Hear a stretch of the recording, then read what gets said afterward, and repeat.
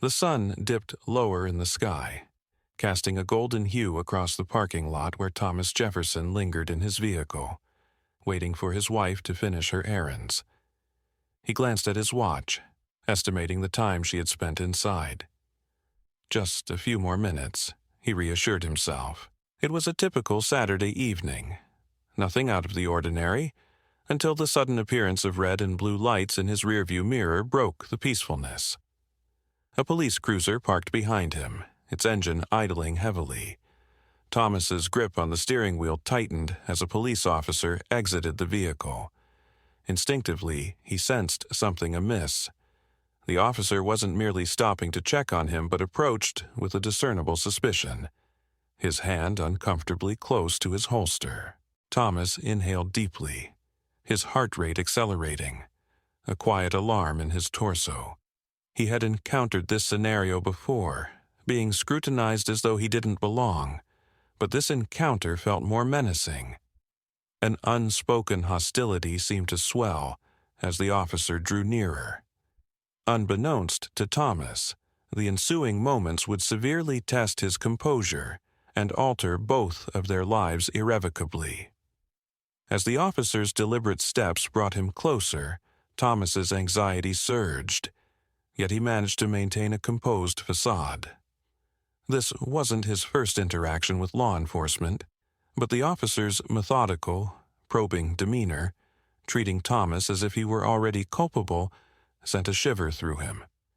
He cracked the window open halfway as the officer halted near the driver's side, the badge on his uniform identifying him as Officer Max Harrison. There was a brief, heavy silence as Officer Harrison's eyes narrowed, scrutinizing Thomas as though assessing a potential danger. "Good evening, officer," Thomas addressed him calmly, ensuring his hands were visible on the steering wheel. "Is there a problem?" Officer Harrison tilted his head slightly, his expression still unreadable, yet his posture exuded tension. He peered into the back seat of Thomas's car, his gaze flickering from one side to the other. "What are you doing here?" Officer Harrison queried, his tone sharp and direct. His approach lacked any cordiality or explanation, merely a blunt inquiry. Thomas raised an eyebrow, taken aback by the officer's confrontational tone. "I'm waiting for my wife. She's inside shopping," he responded, striving to keep his voice even. "Is there a problem with that?" Officer Harrison didn't answer the question directly, his eyes continuing to scrutinize the car's interior, as if he expected to uncover something illicit. "We've received reports of suspicious activity around here," he stated, his hand shifting to rest on his weapon's grip. "Would you mind stepping out of the vehicle?" Thomas's jaw set firmly. The phrase suspicious activity often felt like a euphemism for unwarranted distrust. His mind raced with options. He knew he hadn't done anything to warrant exiting his vehicle, but he also understood how quickly the situation could deteriorate if he resisted. "Officer, I don't understand the need for this. I'm just here waiting for my wife," Thomas reiterated, his tone still calm yet more assertive. Officer Harrison's face tightened, a flash of impatience crossing his features. "I asked you to step out of the vehicle." The officer's voice grew sharper. Thomas sighed, recognizing the escalating tension. He didn't want the situation to worsen, but the officer's insistent demand hinted at deeper, uglier motives. "I'm not resisting," Thomas declared, raising his hand slightly to show compliance. "But you haven't provided a valid reason for me to exit the vehicle. I'm not engaged in anything illegal." Officer Harrison's jaw clenched, his thinning patience evident. "I don't need to explain myself. Step out now," he commanded, his voice rising. Thomas's hands remained visible, but the officer's growing aggression was unmistakable, with his finger twitching near the trigger, an alarming signal. Sensing the increasing danger, Thomas took a careful breath and reached for the door handle, moving slowly and deliberately to avoid any sudden gestures that might provoke an unwarranted reaction. As he cracked open the door and stepped out, Officer Harrison was immediately upon him. He seized Thomas's arm, wrenching it behind his back with undue force. "Turn around," Officer Harrison commanded harshly, shoving Thomas against the car. Thomas grimaced from the strain on his arm, his body pressed firmly against the vehicle. "Officer, this isn't necessary," he protested through clenched teeth. "You're making a mistake." Officer Harrison was unresponsive, his breathing heavy, his eyes flickering with something akin to anger or maybe fear. "You think you can just sit here like you own the place? I don't care who you're waiting for. You don't belong here," he hissed venomously. Thomas stilled. The underlying truth of the confrontation had finally been voiced, coloring the air thick with tension since the officer's arrival. "You don't belong here." It wasn't about suspicious activities or concerns about the neighborhood. It was personal, about him, his existence, his identity. "I don't belong here?" Thomas repeated, his tone steady yet edged with defiance. "I live in this city. I've been here for years." Officer Harrison's grip intensified, his frustration reaching a boiling point. "You think I haven't heard that one before? I know your type, always an excuse, but not today." Thomas turned to lock eyes with the officer. "My type?" he inquired softly. "And what type is that, officer?" The officer's face contorted with annoyance, and before he could articulate a response, something within him snapped. Abruptly, he swung, landing a punch to Thomas's stomach. The blow was swift, unanticipated. Thomas staggered back, the wind forcefully expelled from him. He clutched his side, struggling to breathe. What the hell was that for?" he gasped, his voice hoarse. Officer Harrison stepped back, his expression heated and his complexion red. "You were resisting," he claimed weakly, but the justification sounded hollow, even to him. The punch hadn't been about resistance. It was about dominance, about reducing Thomas to feeling insignificant, vulnerable, and powerless. Thomas straightened slowly, his breathing still labored. He glanced down at the ground where something had fallen from his jacket pocket during the altercation. It sparkled in the fading sunlight. A military ID. Officer Harrison noticed it too. His eyes widened as he stooped to pick up the small card. As he read the name printed on it, the color drained from his face. Major General Thomas Jefferson. The words hung in the air, striking with the force of a physical blow. Officer Harrison's mouth opened, then closed, his mind grappling with the enormity of his error. "You're Major General Jefferson," he stammered, the assurance draining from his tone.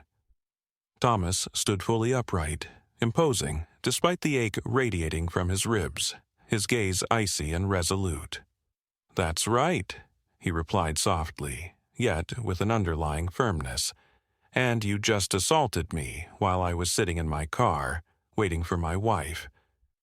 The onlookers who had started to gather buzzed with murmurs, some with their phones out, capturing the unfolding scene. Shouts of disbelief began to rise from the crowd as they processed the sight before them. Officer Harrison took a step back, the full weight of his actions crashing down upon him. His hand trembled as he dropped the ID to the ground, unable to meet Thomas's stare. "I didn't know," Officer Harrison mumbled, his voice barely audible, choked with dismay. "You didn't ask," Thomas interjected sharply. "You didn't give me a chance to explain. You assumed, and then you acted. Now you have to face the consequences." Officer Harrison's face turned an even paler shade, the gravity of Thomas's words hitting hard. The crowd's restlessness increased, their voices growing louder, their stares judgmental, their cameras documenting each moment of his disgrace. Silence stretched between them, dense with the weight of the incident. The murmuring from the onlookers intensified, their phones capturing the escalating drama. Suddenly, a clear, authoritative voice cut through the tension. "What's going on here?" a woman's voice demanded, piercing the charged atmosphere. Thomas winced from the ache in his ribs as he turned to see his wife, Cassandra, stepping out of the store, shopping bags in hand. Her expression was tight with concern as she zeroed in on Officer Harrison, her eyes narrowing upon seeing her husband clutching his side. The officer's confusion deepened as Cassandra, well-dressed and poised with unmistakable confidence, approached. "Is there a problem, officer?" Cassandra asked sharply, coming to a stop beside Thomas, her intense gaze fixed on Harrison. The surrounding crowd had hushed, their attention riveted on the unfolding drama. Officer Harrison swallowed hard, struggling to regain composure in the rapidly escalating situation. "Ma'am, I thought there were reports of suspicious activity," he stammered, his words tripping over one another. "Suspicious activity? Is that what you call my husband sitting in a car waiting for me?" Cassandra's voice was icy, her pointed look cutting him off mid-explanation. Officer Harrison opened his mouth to respond, but no words came out. Cassandra's commanding presence was unsettling, and there was something vaguely familiar about her that he couldn't quite place. Then it struck him. Her face seemed familiar. Where had he seen her before? His mind scrambled for answers. Thomas noticed the flicker of recognition in Harrison's eyes and realized the officer hadn't just made a mistake with him. He was also oblivious to who Cassandra was. "I suggest you hand over your badge, officer," Cassandra stated coldly. "Before things get much worse for you." Harrison blinked, visibly taken aback. "Excuse me?" he managed, his voice quivering with confusion. Without breaking eye contact, Cassandra reached into her bag and pulled out her phone, dialing a number swiftly. "Yes, I need to speak with Commissioner Daniels." "Tell him it's Cassandra Jefferson," she spoke into the phone. A stunned silence enveloped the scene as her words resonated. "Commissioner Daniels?" Harrison's mind reeled. Cassandra Jefferson. The name clicked into place, and the gravity of the situation dawned on him. This wasn't just any woman. She was the daughter of one of the state's most influential senators and the wife of Major General Thomas Jefferson.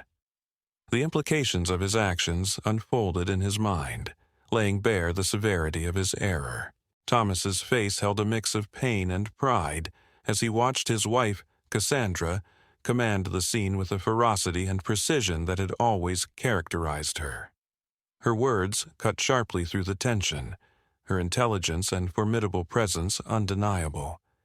Yet the look on her face conveyed more than anger. There was a deep personal stake in this confrontation. Officer Harrison's complexion turned ashen, his posture rigid as the reality of the situation sank in. This was no ordinary encounter. The woman he had confronted was not only the wife of a highly decorated officer, but also connected in ways that could potentially end his career. "Ma'am, I didn't mean," Officer Harrison began, his voice faltering. "I don't care what you meant," Cassandra interrupted sharply, her voice low but filled with a controlled fury. "You assaulted my husband based on your prejudices, and now you're going to answer for it." The crowd, now completely silent, watched intently as Cassandra spoke into the phone, calmly explaining the situation to Commissioner Daniels. The air was thick with the gravity of the moment, and for Officer Harrison, the entire scene felt surreal, as if the ground beneath him had shifted. Suddenly, the sound of police sirens pierced the silence once more. 2 more patrol cars arrived, but the dynamic had drastically changed. The officers who stepped out immediately sensed the gravity of the situation. Their eyes quickly assessed the scene. Officer Harrison's pale face, Thomas standing resiliently beside the car, and understood that something was gravely amiss. One of the officers approached Harrison cautiously, his expression one of concern. "Kramer, what's going on here?" he asked, his tone serious. Officer Harrison swallowed hard, his voice barely a whisper as he replied, I made a mistake." The senior officer frowned, his gaze shifting between Thomas and Cassandra, then back to Harrison. "A mistake?" he echoed, skepticism evident in his tone. He turned to Thomas, nodding respectfully. "Sir, is everything all right here?"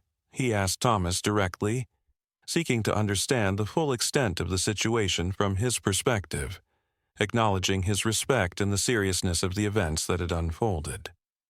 Thomas exhaled slowly, his emotions simmering just beneath a calm exterior. "I was sitting in my car, waiting for my wife. Your officer here decided that was sufficient reason to assault me," he explained to the senior officer, who frowned deeply and cast a stern look at Harrison. "Officer Harrison, I need you to step back and hand over your badge," the senior officer commanded. Harrison seemed on the verge of protest, but the enormity of his actions had fully dawned on him. With trembling hands, he unpinned his badge from his uniform and handed it over, his fingers shaking. His career was disintegrating before his eyes, each moment unraveling his future. Just as the tension reached a peak, a voice from the crowd interrupted, "Wait! Look!" Everyone turned toward the voice. A man at the back of the crowd held up his phone, displaying a video he had been recording. "Look at this!" he called out, stepping forward. The phone screen replayed the incident. Harrison's punch to Thomas's stomach was unmistakably clear. The senior officer's expression grew stern. "Is this true?" he demanded, turning back to Harrison, his voice icy. Harrison's complexion turned paler, and he stammered, struggling for words, but none came. The situation had irreversibly shifted. What started as a routine check had escalated into a public indictment. Just as the senior officer was about to take further action, Thomas spoke up, his voice calm yet resonant. "I'm not pressing charges," he declared. The crowd murmured in disbelief, and even Cassandra turned to her husband, her eyes wide in surprise. "Thomas, are you sure?" Thomas nodded, his expression resolute as he fixed his gaze on Harrison. "He's going to lose his badge, that's enough for me. But more than that, I want him to live with what he did today. Let him carry the weight of this mistake." His decision was not just an act of mercy, but a profound statement on accountability and the burden of conscience, offering Harrison a chance to reflect on and learn from his grievous error. Harrison met Thomas's gaze, his expression a complex mix of disbelief and deep-seated shame. He remained silent, but the gravity of his grave error and its lifelong repercussions were clearly dawning on him. The senior officer stepped forward, giving Thomas a nod of appreciation. "Thank you, sir. We'll handle it from here."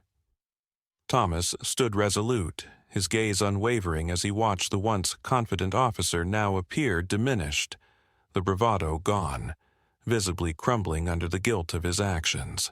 As the senior officer led Harrison away, the crowd that had gathered began to slowly disperse, their murmurs filling the air, a buzz of mixed reactions to the dramatic turn of events. Beside Thomas, Cassandra's face softened, displaying a mix of pride and concern. "Are you sure about this, Thomas? You could have pressed charges." "He would deserve every bit of it." Thomas exhaled deeply, his hand gently pressing against the ache in his side, a reminder of the physical confrontation. "He deserves to live with what he's done. Sometimes that's a far heavier punishment than anything the law can provide.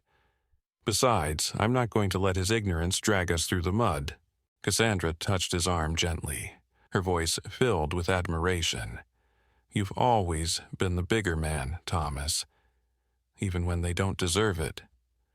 He offered her a small, reassuring smile, although the pain hadn't fully subsided. "I've fought bigger battles. This one isn't worth the scars," he remarked. Just as they began walking back to their car, a loud voice called out, "Major General Luther!" Thomas turned to see a familiar face emerging from the thinning crowd. It was Commissioner Daniels himself, the man Cassandra had called earlier, flanked by 2 other officers. Daniels approached swiftly, his keen eyes quickly assessing the situation before focusing intently on Thomas. "I came as soon as I got the call. Are you all right?" Daniels asked, his tone professional yet underscored with genuine concern. Thomas appreciated the swift response and the concern in Daniels' voice. It was a reminder of the support systems in place, even in times when situations escalated unexpectedly. The commissioner's presence was reassuring, an official acknowledgement of the ordeal they had just endured. Thomas nodded, maintaining a poised stance despite the events. "Nothing I can't handle," he assured, though the lines of his face were drawn tight. Commissioner Daniels' expression hardened as he glanced in the direction where Officer Harrison had been led away. "I saw the footage on the way here. This is a disgrace. I assure you, Officer Harrison's actions will be dealt with thoroughly." Thomas didn't respond immediately, his gaze distant, as if pondering deeper issues. Then he spoke, his voice firm and thoughtful. "What concerns me is how often things like this happen when there aren't cameras around. There are others who don't have the rank, the recognition, to be treated fairly in these situations. This shouldn't have happened. Not to me, not to anyone." Daniels nodded solemnly, the gravity of the broader implication sinking in. "You're right, it shouldn't, I promise you. We're going to reevaluate our training and our policies. But more than that, we need to root out the biases that lead to this kind of abuse." Thomas stared at him for a long moment, then gave a slight nod. "We'll see."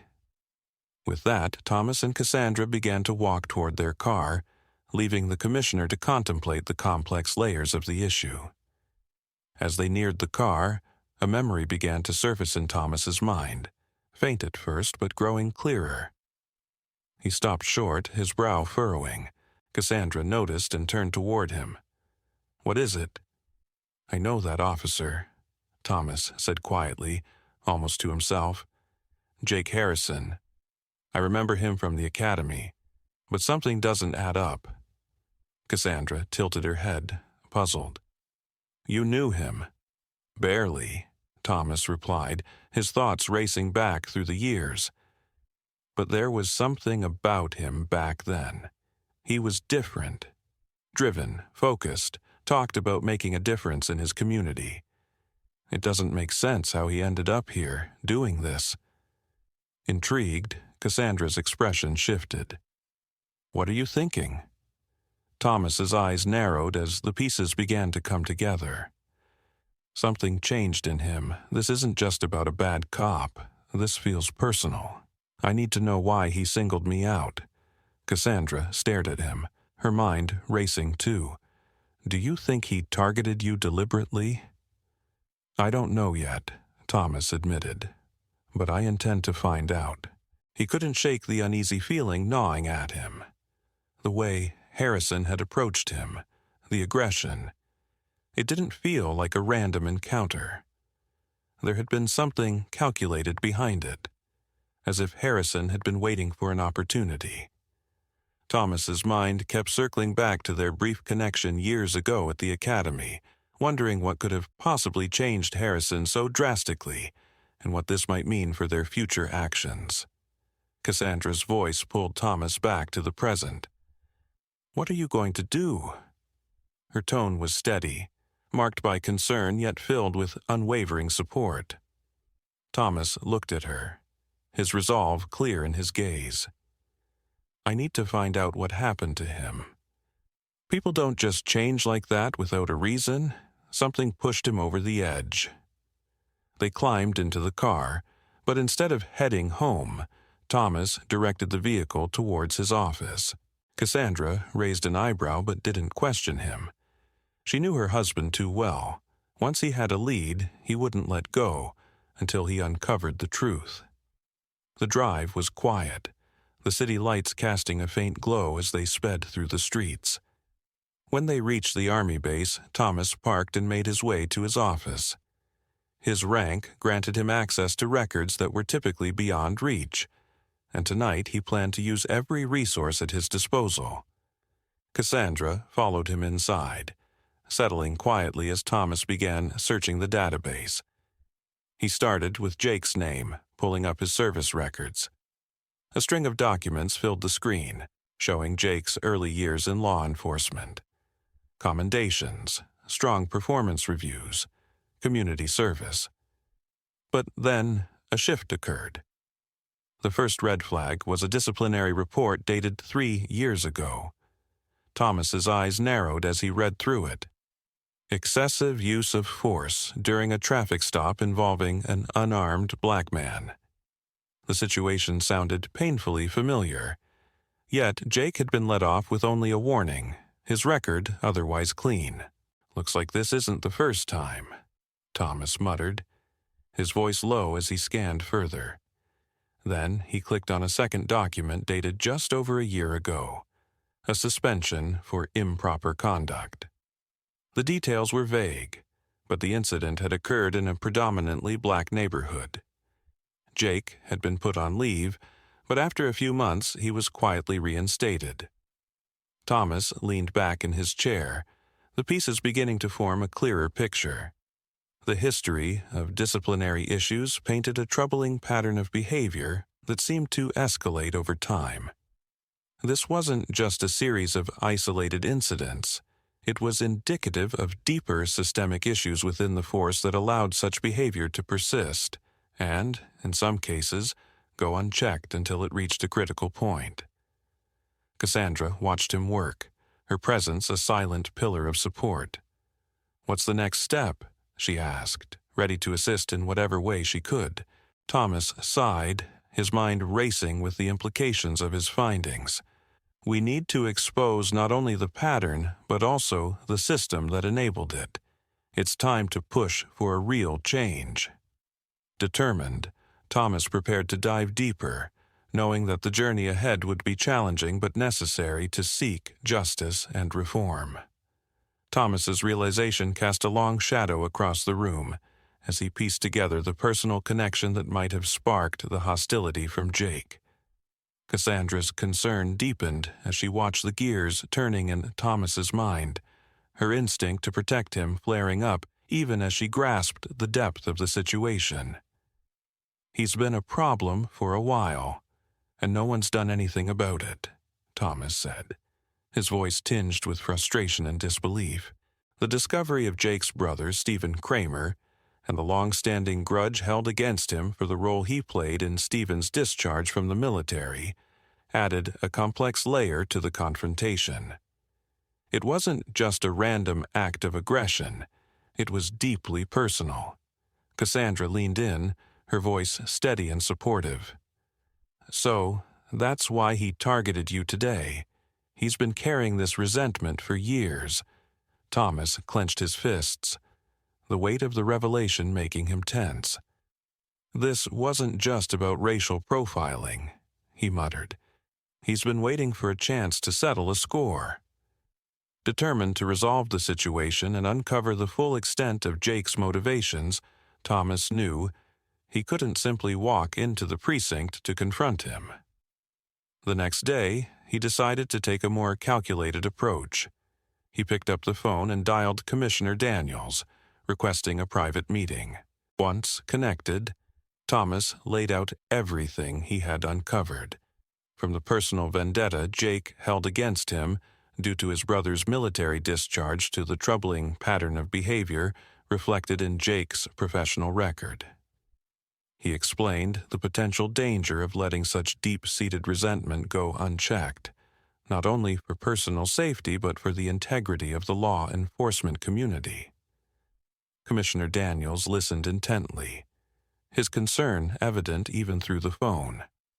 He agreed to arrange a discreet meeting where they could discuss the best course of action to not only address Jake's conduct, but also ensure such biases and personal grievances did not corrupt their duties and responsibilities.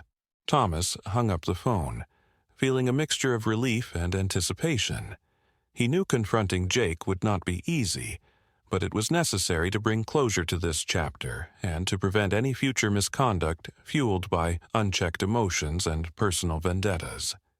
With Cassandra's unwavering support, he prepared for what would undoubtedly be a challenging encounter, hoping that through dialogue and official channels, justice and reform could prevail.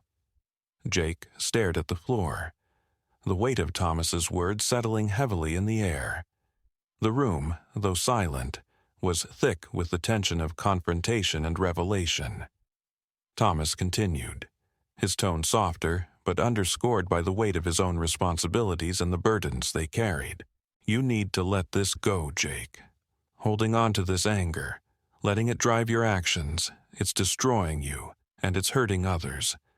This isn't who you wanted to be. Remember the ideals you held when you first joined the force. You can find your way back to them, but not while you're blinded by vengeance. Jake looked up, his face a mixture of conflict and realization. The hardness in his eyes began to give way to a dawning understanding, tempered by regret. I thought I was doing the right thing standing up for my brother. But you're right. I've lost sight of why I became an officer. I've let my anger dictate my actions, and it's led me here. Thomas nodded, acknowledging the honesty in Jake's admission. It's not too late to change course, Jake. You've made mistakes, serious ones, and there will be consequences for those. But how you handle this going forward, that's what will define your future. Let's work on fixing this, starting with you taking responsibility and seeking the help you need to deal with this anger. Jake's posture softened, the fight seeming to drain out of him as he considered Thomas's words. I don't know if I can fix what I've broken, but I want to try. For my brother, for myself, and for the people I swore to protect. Commissioner Daniels, who had been observing quietly from the sidelines, stepped forward. That's a start, Jake. We'll support you in getting the help you need, and we'll ensure there's a thorough review of what went wrong.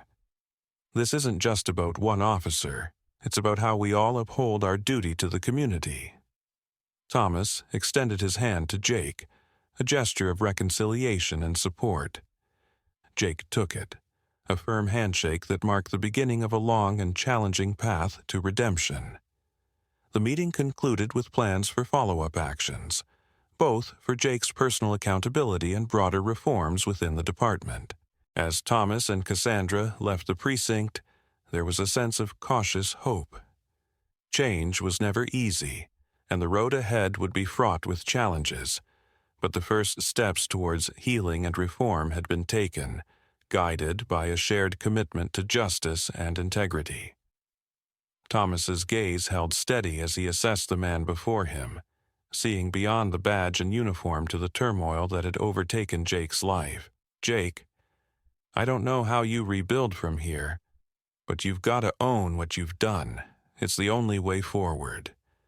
Jake nodded slowly. The fight drained from him, replaced by a sobering realization of the path he had to take. How do I begin? He asked, his voice a mix of desperation and resolve. Start by accepting responsibility, Thomas replied.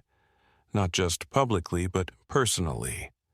Apologize to those you've hurt, seek forgiveness, and then work on forgiving yourself. It won't be quick, and it won't be easy, but it's necessary. Thomas continued, his voice firm, yet empathetic.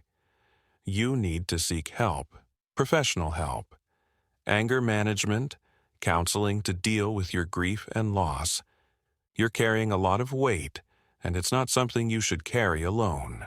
Jake's eyes met Thomas's, and for a moment, the barriers broke down completely, revealing the vulnerability and the earnest desire to change. I'll do it. "I have to," he said, his resolve strengthening. "Not just for me, but for my brother, for my family, and for the community I swore to serve and protect." Thomas nodded, approving of the commitment he saw taking shape.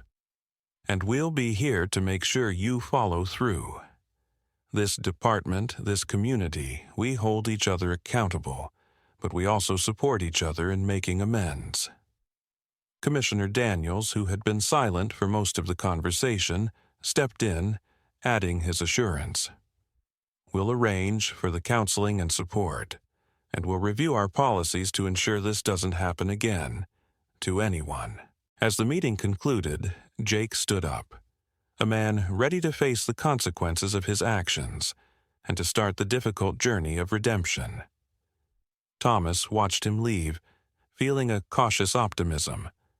The road to healing would be long, both for Jake and for the community he had hurt, but the first steps were always the hardest and most crucial. Cassandra, who had been a quiet support throughout, took Thomas's hand as they walked out. Her presence a silent reminder of the strength found in partnership and understanding. Together, they stepped out into the light of a new day, ready to continue the work that lay ahead. Thomas allowed a momentary smile, appreciative of Cassandra's words, yet his thoughts lingered on the deeper issues unearthed by the day's events. "It's a start," he acknowledged. "But there's more work to do, a lot more." Cassandra nodded, understanding the weight of the responsibility he felt. "One step at a time," she reminded him. "Today, you did what you could, and it mattered. It mattered to Jake, it mattered for the integrity of the force, and it mattered to me. Seeing you stand up like that, not just for yourself, but for what's right, it gives people hope." Thomas looked out over the precinct, the sun setting behind it, casting long shadows that seemed to symbolize the ongoing struggle against injustice and corruption within systems meant to protect and serve. "Hope is the first step," he mused. "Real change is next. We need to ensure there's a system in place that doesn't just punish the bad, but also nurtures the good, educates, and prevents." Cassandra squeezed his hand again, her support unwavering. "And you'll be there to help guide it. Today was tough, but you showed what's possible when you hold to your principles." As they walked away from the precinct together, the conversation turned towards the future. Plans to advocate for better training, oversight, and support within the department, and to engage with the community to rebuild trust. Thomas knew that the road ahead would be challenging, but with Cassandra by his side and a clear vision of the changes needed, he felt prepared to face whatever came next. The impact of the day's events would not soon fade, neither from the public consciousness nor from Thomas's own memories. Yet, the resolve it had fortified in him was a testament to his commitment to justice, a reminder that even in the face of adversity, one person's courage could indeed make a difference. This was not the end of his efforts. It was merely a new beginning. Thomas sat at his desk on the army base, his gaze fixed on the open envelope in front of him. Inside was a formal letter from the precinct, outlining the outcomes of Jake's confession and the subsequent internal investigation. Jake had been stripped of his badge and faced criminal charges for his assault, along with other past incidents that had surfaced. The letter was somber, underscoring the deep flaws within the system. Yet there was an unexpected addition, a handwritten note from Commissioner Daniels that stirred something within Thomas. "Malcolm, you were right about Jake, and you were right about our system. It's not perfect, but we're committed to changing that, starting now. Thank you for your service, both to this country and to justice. Daniels." Thomas pondered the note for a long time, reflecting on the events that had unfolded. This victory was not marked by the fanfare of medals or ceremonies. It was quieter, more profound. An acknowledgement that the truest battles weren't always waged on distant fields, but often within the corridors of power and the hearts of men. As he folded the letter and placed it back in the envelope, Thomas looked out the window where the sun was setting over the base. He was aware of the ongoing challenges, the battles ahead that still demanded his strength and commitment. Yet, for now, there was a sense of closure, a subtle triumph in an enduring struggle for justice. The soft knock at the door pulled him from his thoughts. Cassandra peeked in, her presence a welcome comfort. "Ready to head home?" she asked with a gentle smile. Thomas stood, his spirits lifted by her support. "Yeah, let's go," he replied, his voice carrying a newfound hope. As they left the office hand in hand, Thomas felt reassured that despite the complexities and setbacks, they had indeed moved a step closer to something better. That incremental progress was sometimes all one could ask for, and for now it was enough. As they walked away, Thomas felt a deep, resonant peace settle over him, ready to face the days ahead with renewed vigor and clarity.